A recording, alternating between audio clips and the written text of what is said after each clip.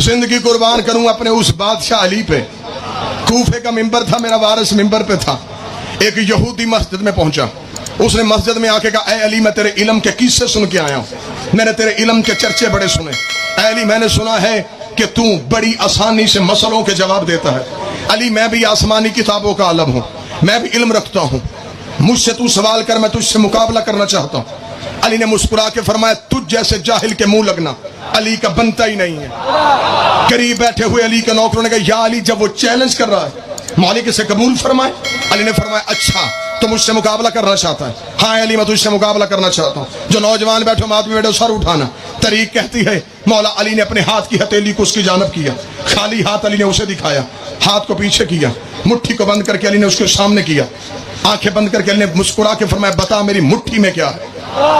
जब कहना बता मेरी मुट्ठी में क्या है, इसने अपनी आंखें बंद की, आसमानी किताबों के इल्म